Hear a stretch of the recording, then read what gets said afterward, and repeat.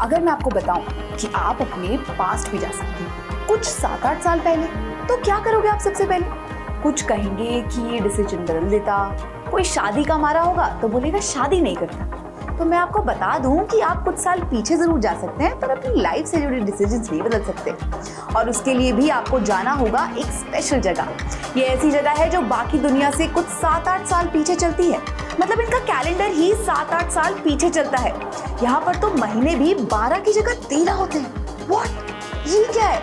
ऐसा कैसे हो सकता है? क्या है ये जगह? यही सवाल चल रहे होंगे ना मन में। तो चलो ज्यादा तड़पाते नहीं है आपको और सीधा ले चलते हैं आपको इस जगह पर। तो दोस्तों ये जगह है अफ्रीका में और इसका नाम है Ethiopia. One of the craziest travel fact states about the Ethiopian calendar is that the country is still in 2016 and not in 2024. Ethiopian calendar को फॉलो करने वाला ये देश हमेशा बाकी की पूरी दुनिया से 7 से 8 साल पीछे चलता है। क्या आप जानते हैं यहाँ के लोगों के लिए नया साल 11 सितंबर को आता है और क्रिसमस 7 जनवरी को। है ना अजीबोगरीब? अब देश अफ्रीका में है तो लोगों को सबसे बड़ा जो मिसकंसेप्शन है यहाँ के बारे में वो ये है कि पूरा का पूरा इलाका सूखा पड़ा है और यहाँ घूमने लायक तो कुछ होगा नहीं। पर ऐसा सोचना गलत है। It is one of the most scenically beautiful and fertile countries in Africa. और इनके 13 महीनों की अगर बात की जाए तो जो पहले 12 महीने होते हैं उनमें 30 दिन होते हैं। वहीं आखिरी के महीने जिसे पेग्यूम कहा जाता है में 5 दिन और लीप ईयर में 6 दिन होते हैं। क्या आप जानते हैं कॉफी इथियोपिया से ही ओरिजिनेट हुई थी। ऐसा माना जाता है कि सदियों पहले एक बकरी चराने वाले ने देखा कि उसकी बकरियों का झुंड एक खास तरह की झाड़ियों की ओर अट्रैक्ट होता है और बाद में उसने एक दिन इसको खुद ट्राई करने का फैसला किया और बस उस दिन के बाद से उसकी हर्डिंग कैपेसिटी तो बढ़ी ही पर उसके साथ ही वो और ज्यादा एक्टिव हो गया। Legend say that coffee industry ने इसे यहीं से आगे बढ़ाया है। So now you know the origin of your morning coffee shots.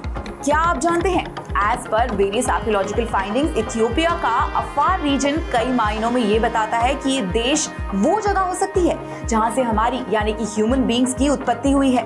1974 में लूसी यहीं मिली थी और लूसी है 3.2 मिलियन ईयर्स पुराना होमिनिड स्केलेटन जो यहीं पाया गया था, जो इसे सबसे पुराना फॉसिलाइज्ड स्केलेटन बनाता है।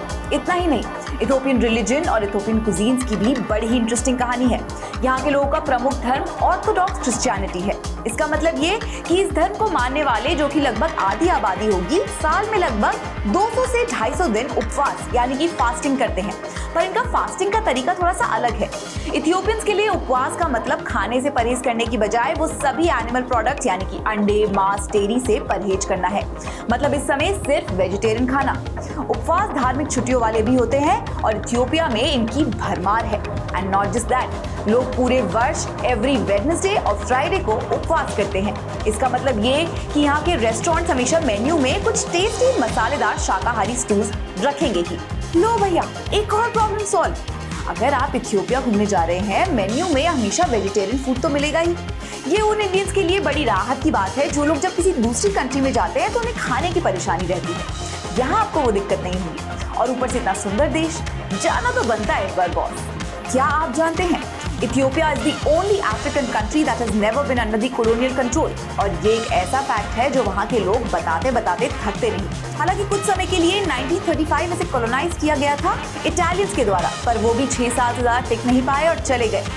कुछ वहाँ के लोकल्स इसको ऐसे भी डिस्क्राइब करते हैं, हमने तब तक इंतजार किया जब तक उन्होंने हमारे लिए रेलवे और अच्छी इमारतें नहीं बना दी और फिर उन्हें बाहर निकाल दिया। Very funny Ethiopia, very funny.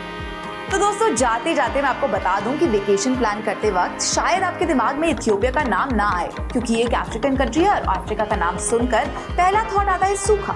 But you will be wrong because it is full of scenic natural wonders, fascinating history, rare wildlife and deep-rooted identity. In short, Ethiopia visit करना is like a trip back in time. Actually, literally, क्योंकि इनका तो calendar ही पीछे है ना। हालांकि modern इथियोपियंस इस अंतर से अच्छी तरह से वाकिफ हैं, तो ट्रैवलर्स को भी इसके बारे में ज्यादा चिंता करने की जरूरत नहीं है। अगला कौन सा ट्रैवल डेस्टिनेशन लेकर आऊं आपके लिए कमेंट सेक्शन में जरूर मेंशन कीजिएगा and I will see you in the next one. श्रेष्ठ भारत पर खबरों से जुड़े रहने के लिए चैनल को सब्सक्राइब और लाइक करें, बेल आइकन दबाएं और देखते रहें श्रेष्ठ भारत।